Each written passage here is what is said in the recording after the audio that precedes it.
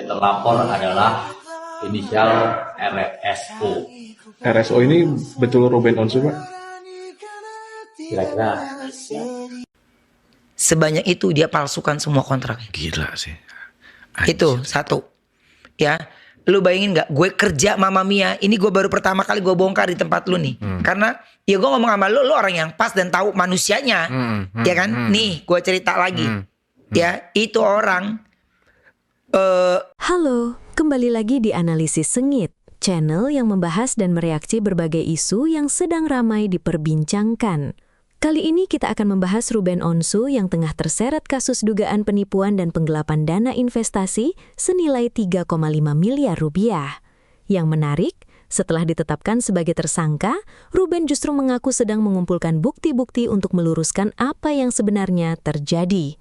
Perkembangan terbarunya, Ruben disebut tetap ingin bertanggung jawab dan bahkan membuka kemungkinan penyelesaian secara kekeluargaan. Di sisi lain, muncul banyak opini yang mencoba mengaitkan kasus ini dengan persoalan rumah tangganya dan hak asuh anak. Padahal, dari narasi yang kita bahas tadi, kasus investasi ini disebut berkaitan dengan hubungan bisnis dan laporan polisi, serta dugaan penipuan dan penggelapan dana. Lantas, sebenarnya apa yang terjadi dengan uang 3,5 miliar rupiah tersebut? Mengapa Ruben sampai ditetapkan sebagai tersangka dan mengapa sekarang justru sibuk mengumpulkan bukti? Tonton videonya hingga usai, karena saya akan memberikan komentar cukup panjang di bagian akhir video. Yuk kita tonton videonya. Udah masukin semuanya. Uang gua udah dihabisin sama dia. Gua udah gak ada masalah deh. Ruben Onsu, sehubungan dengan pemberitahuan yang beredar belakangan ini, saya mohon maaf atas situasi yang ada. Selama ini, proses ini berjalan. Saya juga berupaya melakukan tabayun melalui teman kami.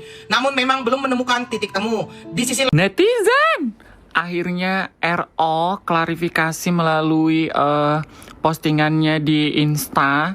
Dia menegaskan, intinya itu dia bilang dia minta maaf atas kegaduhan yang telah terjadi. Dia juga mengkonfirmasi kalau dia dan teman bisnisnya itu memang sebelumnya sudah melakukan tabayun tapi tidak menemukan titik terang. Terus dia juga menegaskan bahwa dalam proses-proses ini dia memang kemarin lagi cari bukti supaya sama dengan data perkara gitu.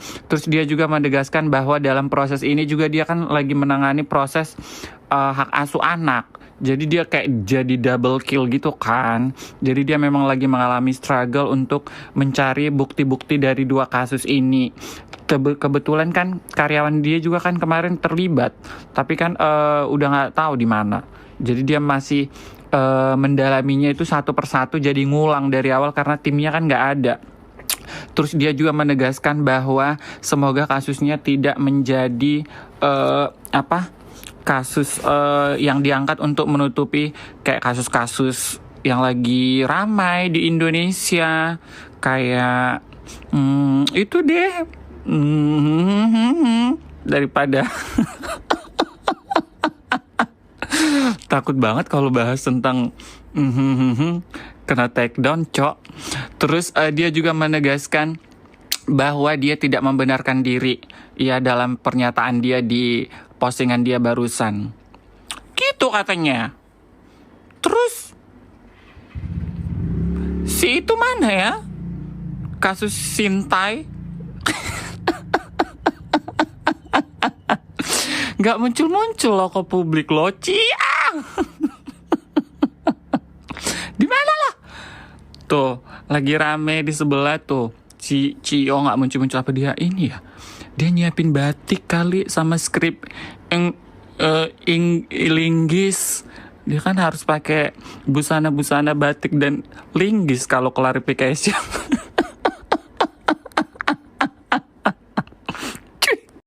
Siapa di sini yang udah lihat berita soal ditetapkannya Ruben Onsu sebagai tersangka? Tapi nanti cerita yang si Ruben sudah ditetapkan tersangka ini, Ruben ini nggak tinggal diam. Di persidangan pun nanti ya, aku bilang ini sebenarnya masalah ini problematika keluarga, ya kan? problem keluarga yang didirikan oleh Ruben Onsu atas nama Ruben Onsu, tapi di dalamnya ini ada keluarga gitu loh. Dan Ruben Onsu ini ya, dari penglihatanku Ruben Onsu ini dengan dia ditetapkan tersangkanya, ini penglihatanku di luar daripada masalah dia soal hak asuh anak yang 2 itu kan gitu. Nah, Ruben Onsu ini nggak tinggal diam nanti kalau aku lihat loh. Dari kemarin tuh aku udah cerita sih sama salah satu akun media sosialku. Di situ aku udah buka penglihatanku ya, bukannya ya dari anak Indomie goreng inilah ya. Jadi penglihatanku itu Ruben Onsu ini nggak tinggal diam di persidangan, dan dia akan mengaku bahwasannya uang yang digadang-gadang hasil daripada investasi orang itu ke si Ruben Onsu, itu dia akan menyeret keluarganya, salah satunya di adiknya dan di mantan istrinya si SW. Nah, kalau si SW ini kan ibarat kata kalau dia nanti nggak bisa membuktikan omongannya di persidangan dengan membela diri, dia juga akan ditetapkan sebagai tersangka gitu loh. Sebenarnya ribet tau nggak? Kalau aku bilang gitu ya, kalau aku bilang ini ya, ribet. Masalah orang ini tuh ya, sebenarnya ya, masalah orang ini masalah ibarat kata benang yang udah kusut, mau dibenerin pun bingung gitu loh, ibarat karena dia udah kusut banget gitu loh ya. Dan ini ribet, rumit, dan yang kasihan itu nanti anak-anaknya jadi korban gitu loh. Ya gue bukan apa ya ibaratnya kalau memang ada kerjasama yang baik antara si SW dan Ruben Onsu, masalah ini bakal kelar. Tapi kalau sikap satu sama lain mementingkan egonya masing-masing, ya kan, satu sisi si sama-sama salah ya, satu sisi si SW terus menyerang, di sisi lain si RO juga nggak terima, Ruben Onsu nggak terima atas statementnya yang dipermasalahkan, cuman pengen ketemu anak tapi merembet kemana-mana dengan berbagai media, terlalu banyak bicara si Sarwenda. Yang kasihan tuh anaknya nanti. Lihat aja nanti di persidangan buktikan bahwasannya Ruben Onsu akan menyeret mantan istrinya Sarwenda di kasus ini, karena aliran dana yang masuk itu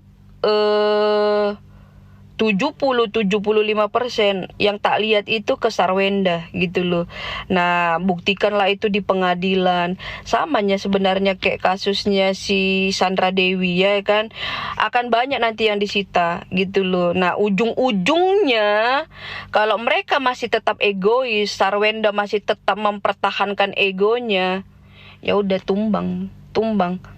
Kalau aku bilang tuh tumbang gitu loh ya. Kasihan siapa? Gue kasihan sama anaknya, karena gue ibu anak 4 tuh ngebayangin muka anak-anaknya Thalia Tania. Jujur Sarwenda ini memang bagus dia. Kalau penglihatanku ini Sarwenda ini kalau di mata anaknya itu ya, dia mendidik anaknya itu bagus, disiplin, nggak ada yang ibaratnya dia menciptakan sesuatu yang benar-benar untuk masa depan anaknya. Tapi itulah ya kan, kalahlah itu sama ego mereka, egonya dia. Kalahlah itu sama kejadian-kejadian kemarin. Kalaulah si Sarwenda lebih sabar lagi, kurasa nggak sampai segini ceritanya. Karena yang kulihat juga sebenarnya masalah ini, masalah yang ditetapkannya si Ruben Onsu sebagai tersangka, ya kan, karena orang itu investasi 2 miliar ke Ruben Onsu. Sebetulnya kalau mau diselesaikan ya, diselesaikan si Ruben, aku lihat masalah ini bisa kok terselesaikan, bisa kok dibayar dia balik ya kan. Tapi ya mungkin ada satu hal di hati si Ruben Onsu, ibarat kata kasarnya dia nggak mau menyelesaikan itu karena duit yang dibikin untuk investasi itu dananya sebagian ke Sarwenda. Aku nggak tahu lah ya isi hatinya si Ruben Onsu seperti apa. Tapi kita berdoa ya kan, berdoa satu sama lain. Ya istilahnya ya bukannya di sini tuh bukan main kubu-kubuan, tapi artinya berdoa yang terbaik buat mereka, buat Ruben Onsu sama Sarwenda, terbaik juga lah buat anaknya yang dua itu ya kan. Karena masalah ini nggak bakal kelar kalau mereka nggak satu, kalau mereka nggak satu hati gitu loh. Dan mereka ini nanti sama, kalau aku lihat itu mereka ini sama-sama mengeraskan hati gitu loh ya, yang tak lihat.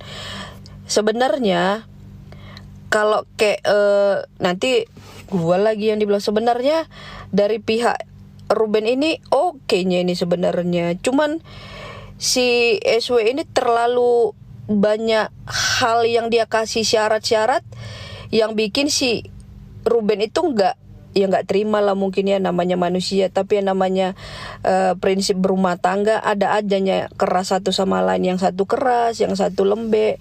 Kalau keras dua-duanya kan pecah kan begitu. Tapi ya ada mungkin satu hal yang bikin terluka si Ruben sehingga dia sefrontal sekarang ya kan. Cuman kita doakan yang terbaik lah untuk mereka, untuk Ruben Onsu ya kan. Kalau masalah ini bakal kelar, kalau masalah ini bakal kelar, bisa sebenarnya dikelarkan si Ruben Onsu, tapi nggak tahu siapa yang mau diseret dia.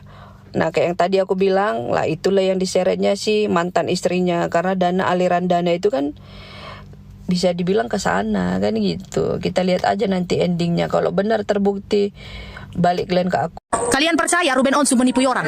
Kalian percaya Ruben Onsu itu menggelapkan usaha orang lain? Aku nggak percaya, karena setauku Ruben Onsu adalah orang yang baik dan orang yang pejuang keras. Dia memiliki usaha di segala bidang, dan kita juga tahu bahwa artis Ruben itu ya adalah artis bos besar. Jadi nggak mungkin dong sekelas Ruben gitu ya menipu orang, sekelas Ruben itu ya terus itu menggelapkan usaha gitu ya. Kita tahu Ruben itu dari dulu sudah menjadi artis dan sampai sekarang pun dia tetap menjadi artis papan atas. Yang mungkin ini adalah supaya karir si Ruben itu jatuh ya. Kalau kemarin kasusnya itu untuk memperjuangkan hak asuh anak, sekarang Ruben diterpa masalah lagi di mana dia sebagai tersangka menipu orang.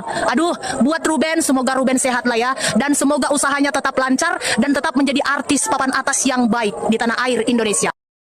Bun, ini kan ada pertanyaan dari kawan-kawan. Kalau toh pun memang benar si Ruben ini tersandung hukum, apakah itu akan menggugurkan hak asuh anak-anak? Ya enggak lah. Perkara Ruben Onsu diperkarakan dengan kasus hak asuh anak itu nggak ada hubungannya, terkecuali nanti dalam perkara yang dituntutkan untuk Ruben Onsu di tahun 2025 ini ketok palu sebelum adanya persidangan hak asuh anak. Nah itu nanti bisa dijadikan sebagai barang bukti SW bahwa Bang Ruben bukan tidak layak ya, tapi cacat hukum ngono loh Cah, karena tersandung hukum ngono apa piye aku kurang paham. Tetapi kalau saya melihatnya sebagai mak-mak netizen arahnya ke sana ya. Semoga saja tragedi tuntutan 2025 ini tidak menciderai sidang hak asuh anak antara Ruben Onsu dan mantan istri. Kita doakan yang terbaik. Mau bagaimanapun Ruben Onsu memperjuangkan haknya sebagai bapak untuk anak-anaknya. Dan jika memang Ruben Onsu sekarang statusnya naik menjadi tersangka, itu adalah salah satu konsekuensi ketika dia memiliki hubungan bisnis dengan rekan kerja dan tidak sesuai dengan harapan. Jadi jalani saja. Tersangka belum tentu sebagai terpidana. Itu harus dipahami ya. Tersangka itu masih disangkakan. Masih ada yang namanya praduga tak bersalah, hukum praduga tak bersalah. Masih harus ada pembuktian. Dan Ruben Onsu pun juga pasti tidak sebodoh yang kalian kira. Kan ada Bang Minola. Bang Minola orang cerdas, dia tahu caranya, dia tahu dan paham. Jadi kawan-kawan netizen, Kalau tahu pun ada yang menyerang Ruben Onsu hanya untuk menjatuhkan imunnya, menjatuhkan semangatnya, ya kita bantu Ruben Onsu untuk dia tetap semangat memperjuangkan haknya sebagai seorang bapak, begitu ya. Dan harapan kita semuanya baik-baik saja, dia bisa bertemu, menemui anaknya tanpa ada syarat-syarat yang memberatkan, dan dia berhasil menyelesaikan kasus yang sekarang menjerat dia tentang investasi. Ya, moga-moga teman-temannya Ruben Onsu membantu untuk perihal itu. Saya kira ada jalan damai lah. Ruben Onsu jadi tersangka penggelapan dana investasi 3,5 miliar guys. Hari ini berita merilis ya dari kompas.com hari ini 21 Agustus 2026. Jadi si Ruben Onsu ini diduga melakukan penipuan dan penggelapan dana investasi sebesar 3,5 miliar guys. Dan ini sudah diberikan keterangan oleh Kasat Reskrim Polres Metro Jakarta Selatan AKBP Muhammad Iskandar Syah. Jadi di sini dikatakan bahwa uang tersebut diserahkan oleh korbannya berinisialnya DM. Diserahkan ke Ruben sebagai modal awal. Jadi korban ini dijanjikan akan menerima keuntungan setelah lewat jangka waktu tertentu gitu. Tapi konon ya nggak diterima-terima, makanya dilaporkan kan. Nah, Kompas.com ini berusaha untuk konfirmasi nih dengan pengacara Ruben, yaitu Minola Sembayang. Tapi Bapak Minola tidak bisa mengkonfirmasi hal tersebut karena katanya belum tahu, soalnya dia lagi di luar kota. Sementara manajernya Ruben itu juga tidak memberikan tanggapan ketika dihubungi. Mengenal pasal yang disangkakan kepada Ruben Onsu itu ada di pasal 378 atau pasal 372 mengenai penipuan atau penggelapan, seperti itu ya. Gimana tanggapan netizen? Apakah netizen tetap berharap ini hanyalah gosip atau rumor belaka? Tapi kalau mau dilihat, media yang memposting berita ini adalah media kompas.com yang mana media kredibel banget. Ya kayaknya harus mengurungkan niat dalam menganggap ini hanyalah gosip belaka begitu ya. Iya, tahu. Ini baru tersangka. Jadi masih ada proses panjang untuk membuktikan orang ini bersalah atau tidak. Harus disidangkan, harus diadili begitu. Tetap junjung asas praduga tak bersalah. Begitu kan? Tiba-tiba Ruben Onsu jadi tersangka. Tiba-tiba aja loh Kak. Apakah ada hubungannya dengan Sarwenda? Baca berita nggak jelas ngambang. Nah sini saya jelasin pakai bahasa bayi ya kayak. Setelah saya telusuri Kak, ternyata ini berkaitan dengan penggelapan dan penipuan investasi kayak penipuan investasi. Dugaan ya, itu terjadi 2025. Ruben Onsu itu punya bisnis, ditawarkanlah ke orang lain kayak investasi dana di usahanya itu dengan setor modal dan tentu saja janji laba yang akan dibagikan Kak. Tapi 2025 itu tidak pernah ada realisasinya setelah jatuh tempo Kak. Makanya ada dugaan penipuan di sini. Makanya kemudian si korban melapor ke kepolisian, diusut dan inilah hasilnya. Ruben Onsu jadi tersangkanya. Ini tidak ada hubungannya dengan mantan istrinya Sarwenda ya. Kenapa ya masalah Ruben Onsu ini nggak habis-habis ya? Ada aja dia kena. Lo bilang juga apa? CEO yang punya 2000 toko ternyata punya utang 200 juta sama Nikmir. Nikita Mirjani lewat adminnya tuh posting di story tiba-tiba nagih utang sama CEO 200 juta. Kasapaan sih? Katanya bekas diciduk. Pas diciduk, dia kabur tuh lewat tangga darurat. Lanjut tuh, kabur ke Bandung. Tapi di Kota Kembang, langsung tuh dia ketangkep. Begitu sang CEO mendekam di rutan Pondok Bambu, tanpa banyak babi bu, Nikita Mirjani langsung mengelurkan tangannya 200 juta tuh keluar. Ya katanya sih dijadiin utang. Angkanya sekarang ditagih. 200 juta lagi. Ada apa sih dengan angka 200 juta? Aduhai bohai, semakin menarik. Ruben Onsu pilih tempuh jalur damai dan segera pelunasan usai ditetapkan tersangka penipuan. Akhirnya Ruben Onsu angkat bicara mengenai statusnya jadi tersangka melalui kuasa hukumnya dan memilih untuk menyelesaikan secara kekeluargaan atau restorasi justice dan akan melakukan pelunasan dalam waktu dekat. Ruben pastikan tidak akan lari dari tanggung jawab. Bahkan Ruben sampai terkejut dirinya dilaporkan ke polisi. Pasalnya Ruben masih menjalin komunikasi yang baik kepada pelapor. Tapi yang menjadi pertanyaannya adalah bukannya laporan ini sudah diajukan tanggal 22 Agustus tahun 2025. Kenapa masih kaget ya? Gimana menurut kamu? Simpan video ini dan jangan lupa follow. Kita bahas di kolom komentar. Setelah kemarin saya meramalkan tentang Ruben Onsu, banyak sekali yang request pertanyaan-pertanyaan, kok apakah Ruben akan segera bertemu dengan kedua putrinya dan lain sebagainya. Nanti kita akan lihat. Tapi sebelum saya lanjutkan, buat kalian yang pengen diramal pribadi ke saya langsung tentang masalah hidup kamu, dari jodoh, keuangan kamu juga, langsung aja DM ke Instagram saya di @marcelwen, atau bisa juga ke WA, nomor saya ada di bio. Tapi upayakan DM dulu di Instagram, karena takutnya WA aku lagi nggak aktif atau error ya, biar dapat solusi tentunya. Oke, kita akan lihat lagi dari kartu-kartu saya ya tentang Ruben Onsu bagaimana ya, dan tanpa berlama-lama, di kartu pertama ini ada kartu Knight of Pentacles. Kalau dilihat dari kartu yang pertama ya, ini Ruben ini nggak lama lagi akan segera bertemu dengan kedua putrinya, karena ini secara perasaan kedua putrinya ini sangat merindukan ayahnya, sangat merindukan sosok ayahnya ya, karena ya Ruben Onsu ini ayah yang sangat baik ya pasti memiliki chemistry lah ya antara seorang ayah dan anak, itu pasti ada chemistry-nya. Apa yang dia rasakan anak itu biasanya orang tua itu merasa seperti itu juga ya. Jadi kalau dilihat dari kartunya ya akan segera bertemu. Dan di kartu yang berikutnya di sini ada kartu Ace of Pentacles. Ini simbol hoki atau keberuntungan. Yang jelas ini apa yang menjadi harapan Ruben selama ini akan terwujud. Ya, harapan-harapan tentang anak ini akan terwujud. Ya, pertemuan ya ini akan segera terrealisasikan lah ya. Banyak keberkahan, banyak hoki, banyak yang mendukung Ruben, banyak yang mendoakan Ruben juga, dan lain sebagainya. Dan intinya ini simbol suatu keberuntungan atau kemenangan. Yang jelas perjuangan akan membuahkan hasil.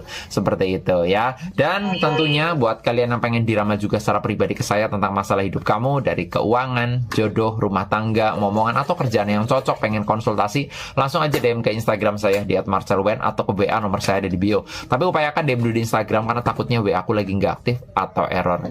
Sukses terus buat Ruben Onsu. Aku dukung Ruben, orang baik, nggak mikirin diri sendiri, mikirin banyak orang. Bikin tempat ibadah juga, mantap bro. Gara-gara orang kayak kamu inilah Wang Yayu, makanya kita jadi ya, menurut klaim global ya, kita ini adalah manusia-manusia yang paling religi, rajin ibadah, rajin berdoa, tapi paling malas kita berlogika. Itu udah berdasarkan klaim global gitu ya. Data Pew Research Center menunjukkan 98% masyarakat Indonesia menganggap agama sangat penting.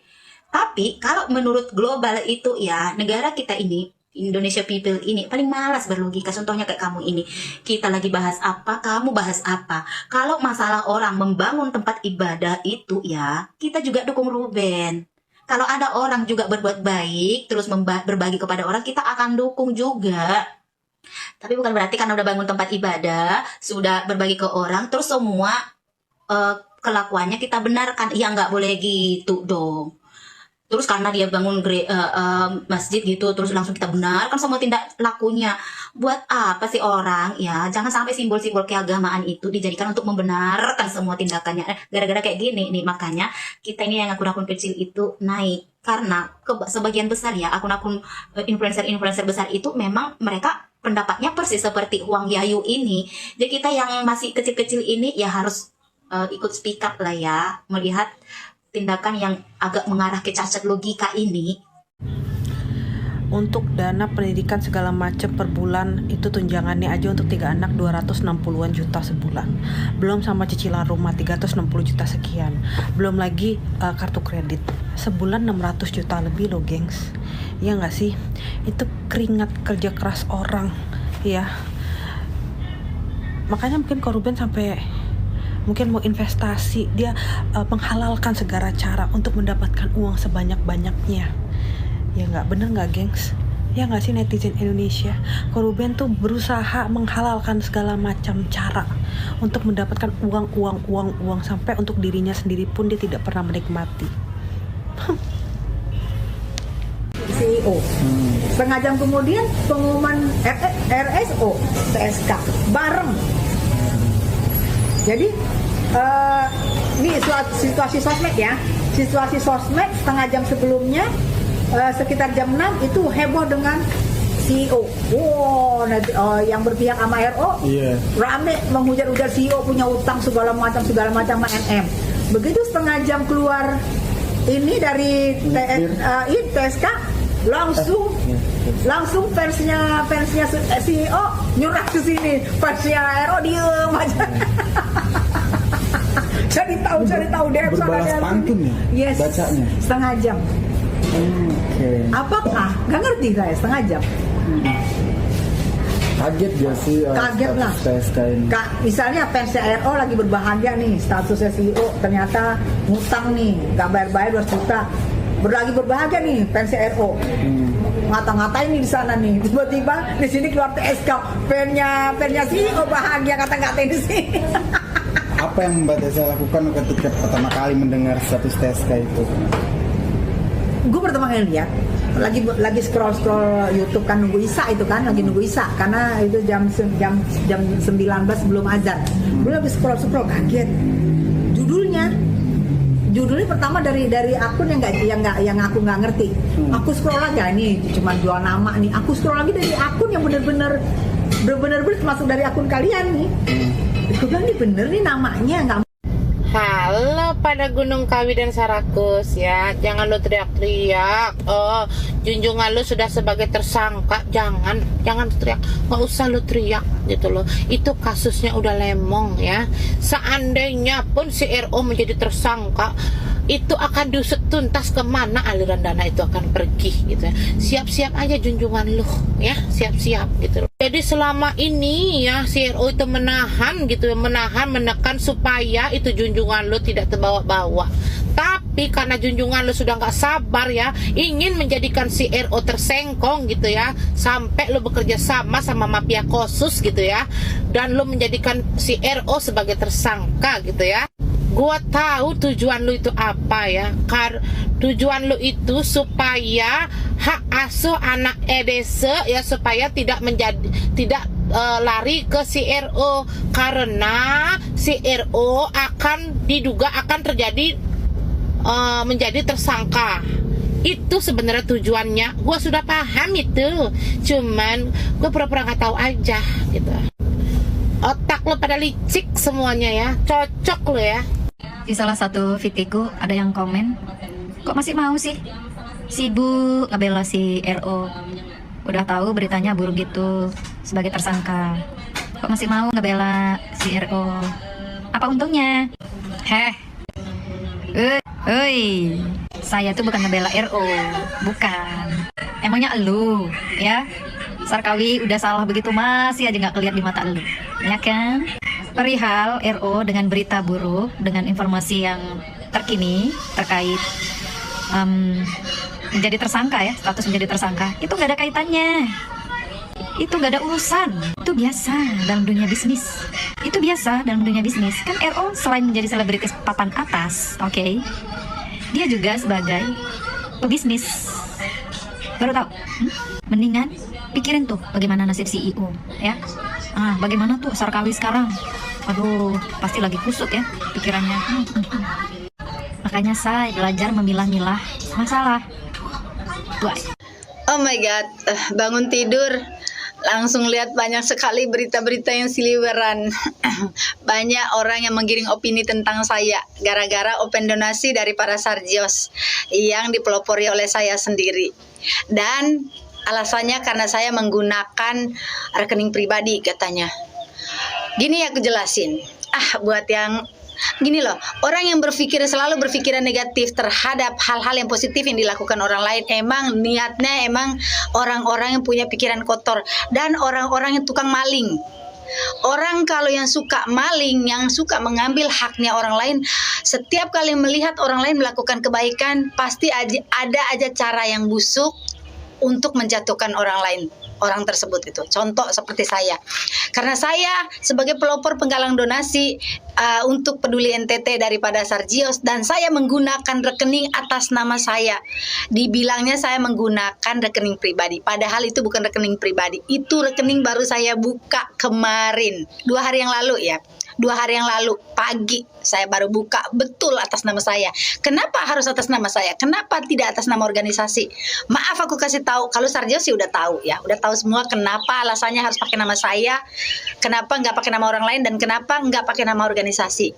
Alasan yang pertama, kenapa harus pakai nama saya? Saya di sini sendiri, saya ke bank sendiri. Kenapa tidak pakai nama organisasi? Oh maaf, fandomnya kita belum berbadan hukum. Karena kalau pakai nama komunitas atau organisasi, dia harus ada standar SOP. Mulai dari pendiri, NPWP, ada stempel apa segala macam. Sementara Sarjios belum punya itu.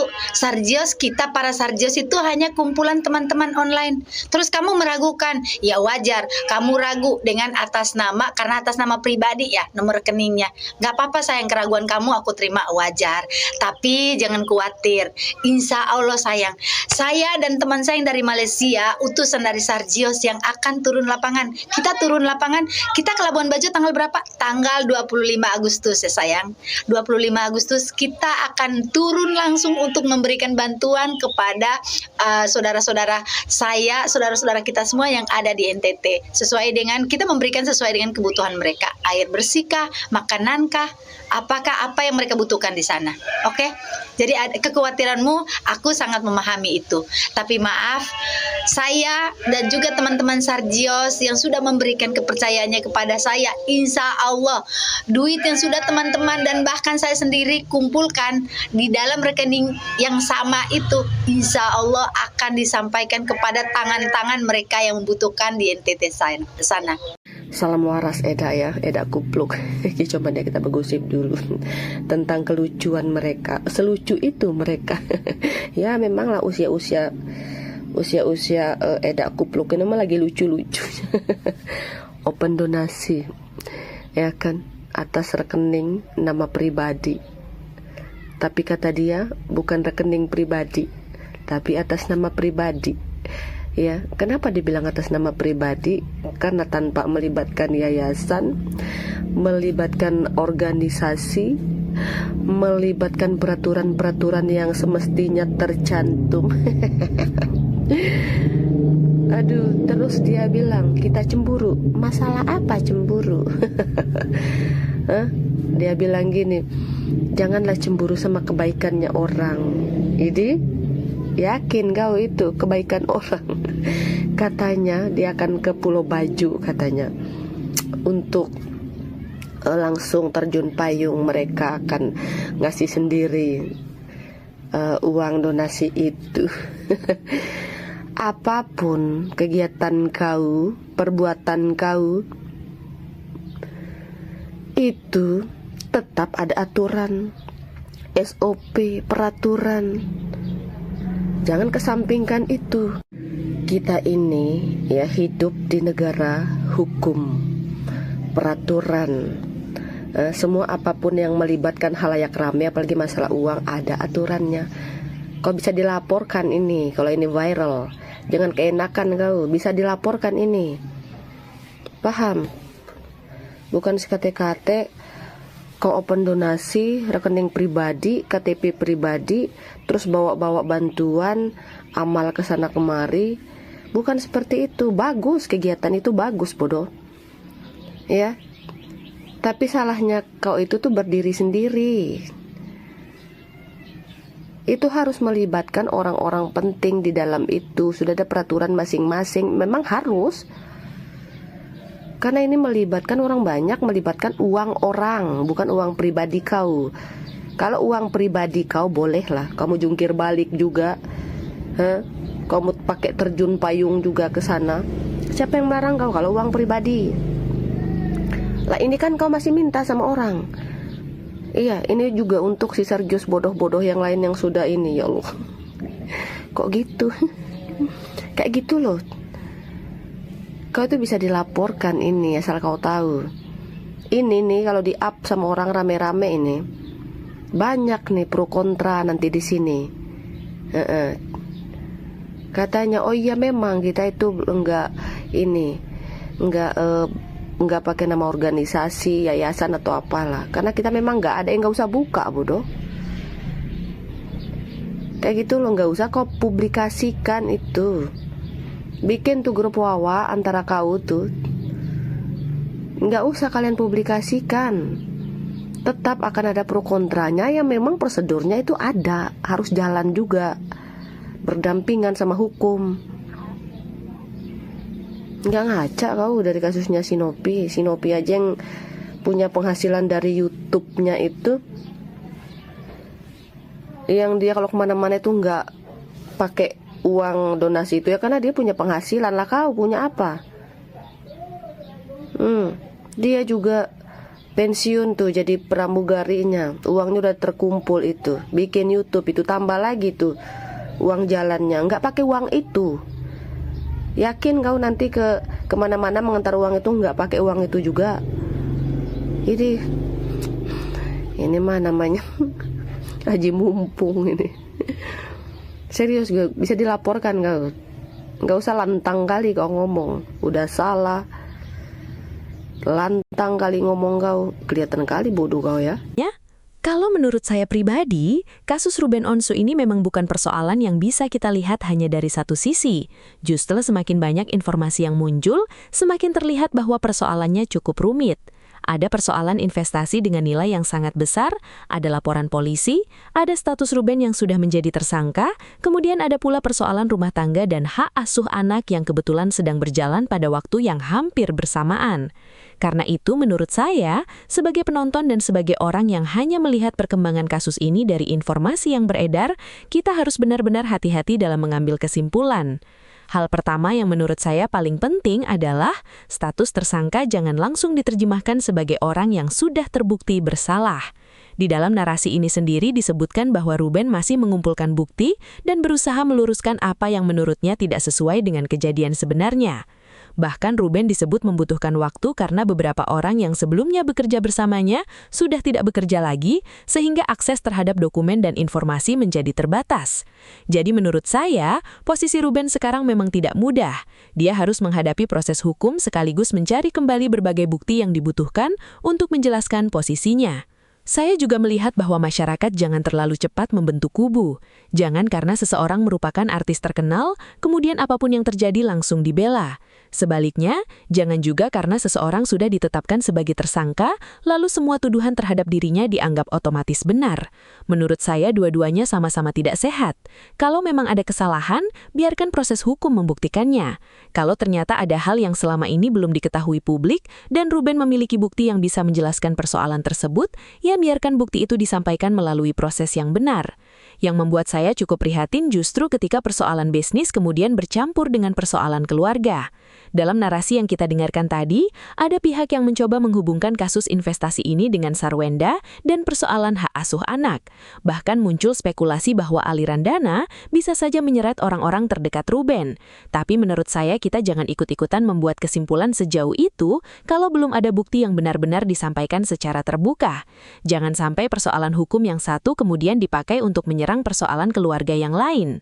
Saya pribadi juga merasa anak-anak seharusnya tidak menjadi korban dari konflik orang dewasa. Mau Ruben benar atau salah dalam perkara bisnis ini, mau persoalan rumah tangganya seperti apa, anak-anak tetap tidak seharusnya menjadi sasaran perang opini. Mereka tidak memilih berada dalam situasi seperti ini. Mereka juga tidak punya kendali atas keputusan orang tua mereka. Karena itu menurut saya, semua pihak yang terlibat sebaiknya bisa membedakan antara menyelesaikan masalah hukum dengan menjaga kondisi psikologis anak-anak. Kemudian soal pernyataan bahwa Ruben mungkin akan menyelesaikan persoalan ini secara kekeluargaan, saya justru melihat itu sebagai sesuatu yang positif selama memang dilakukan dengan cara yang benar dan tidak menghilangkan proses hukum yang sedang berjalan. Dalam narasi disebutkan Ruben berkomitmen untuk tetap bertanggung jawab dan menyelesaikan konflik secara kekeluargaan. Kalau memang ada jalan penyelesaian yang baik bagi semua pihak, menurut saya tentu jauh lebih bagus daripada masalah ini terus melebar dan akhirnya menyeret semakin banyak orang. Tetapi sekali lagi saya tidak mau mengatakan Ruben pasti benar. Saya juga tidak mau mengatakan pelapor pasti benar. Kita belum berada pada posisi yang bisa menghakimi. Yang bisa kita lihat sekarang adalah adanya laporan, adanya dugaan kerugian investasi sebesar 3,5 miliar rupiah, adanya proses hukum, dan adanya upaya Ruben untuk mengumpulkan bukti dari versinya sendiri. Itu yang menurut saya harus menjadi titik perhatian kita. Saya juga merasa kasus seperti ini menjadi pelajaran penting bagi siapapun yang menjalankan bisnis. Ketika menyangkut uang dalam jumlah besar, semua kesepakatan seharusnya dibuat sejelas mungkin. Kontrak, aliran dana, pembagian keuntungan, kewajiban masing-masing pihak sampai mekanisme penyelesaian apabila terjadi masalah harus benar-benar terdokumentasi. Jangan hanya mengandalkan hubungan pertemanan, rasa percaya atau nama besar seseorang. Karena ketika masalah muncul, yang bicara akhirnya bukan lagi kedekatan tetapi bukti dan dokumen. Dan untuk Ruben sendiri, menurut saya sekarang bukan waktunya terlalu banyak membalas berbagai opini di media sosial. Yang paling penting adalah bagaimana dia bisa menunjukkan bukti yang dia katakan sedang dikumpulkan. Kalau memang ada data yang bisa menjelaskan bahwa kejadian sebenarnya tidak sesuai dengan yang dituduhkan, yaitu yang harus diperlihatkan kepada penyidik. Narasi yang beredar bisa berubah setiap hari, tetapi bukti adalah sesuatu yang jauh lebih penting. Saya juga berharap publik tidak menjadikan kasus ini sebagai bahan untuk menjatuhkan karakter seseorang secara keseluruhan. Seorang manusia bisa saja memiliki persoalan dalam bisnis, persoalan keluarga, atau persoalan hukum, tetapi satu masalah tidak otomatis membuat seluruh kehidupan seseorang menjadi buruk. Sebaliknya, reputasi baik di masa lalu juga tidak otomatis membuat seseorang terbebas dari kemungkinan melakukan kesalahan. Menurut saya, kita harus mampu menilai satu persoalan berdasarkan bukti dari persoalan tersebut. Yang paling saya tunggu sebenarnya adalah perkembangan berikutnya, karena sekarang Ruben sudah mengatakan bahwa dia sedang mengumpulkan bukti satu persatu. Saya ingin melihat apakah bukti-bukti tersebut nantinya mampu memberikan gambaran yang lebih jelas mengenai kemana sebenarnya persoalan investasi ini mengarah. Apakah nantinya ditemukan fakta yang memperkuat laporan terhadap Ruben, atau justru muncul fakta baru yang membuat publik melihat kasus ini dari sudut pandang yang berbeda. Jadi kalau ditanya bagaimana pendapat saya memilih untuk tidak ikut menghakimi Ruben dan juga tidak ikut menyerang pihak yang melaporkannya. Saya lebih memilih menunggu prosesnya berjalan. Kalau memang Ruben salah, ya harus bertanggung jawab. Kalau ternyata tuduhan yang selama ini berkembang tidak sesuai dengan fakta, Ruben juga berhak mendapatkan kesempatan untuk membuktikannya. Bagi saya, keadilan itu bukan tentang siapa yang paling terkenal, siapa yang paling banyak pengikutnya, atau siapa yang paling keras berbicara di media sosial. Keadilan harus berdiri berdasarkan fakta dan bukti. Dan satu hal lagi yang menurut saya sangat penting, jangan sampai kasus ini berubah menjadi perang antara penggemar dan pembenci Ruben Onsu. Jangan sampai orang hanya mencari potongan informasi yang sesuai dengan kubunya masing-masing. Kalau suka Ruben, semua informasi negatif dianggap fitnah. Kalau tidak suka Ruben, semua tuduhan langsung dianggap benar. Menurut saya, pola seperti itu justru membuat kita kehilangan objektivitas. Kita sebagai penonton boleh punya pendapat, boleh merasa simpati, boleh merasa kecewa, bahkan boleh mengkritik. Tetapi tetap harus ada batasnya. Apalagi ini menyangkut nama seseorang, uang dalam jumlah besar, dan proses hukum. Jadi saya pribadi akan menunggu perkembangan berikutnya dan melihat bagaimana bukti-bukti yang sedang dikumpulkan Ruben nantinya berbicara. Kalau kalian sendiri bagaimana? Apakah kalian melihat Ruben memang harus mempertanggungjawabkan dugaan kasus investasi ini, atau kalian justru merasa masih terlalu dini untuk mengambil kesimpulan? Saya ingin tahu pendapat kalian. Tulis di kolom komentar, tetapi tetap sampaikan dengan alasan dan jangan saling menyerang. Karena pada akhirnya, status tersangka bukanlah akhir dari sebuah proses. Justru dari sinilah pembuktian akan berjalan. Dan menurut saya kita tinggal menunggu apakah bukti yang muncul nanti akan semakin memperberat posisi Ruben, atau justru membuka fakta lain yang selama ini belum diketahui publik.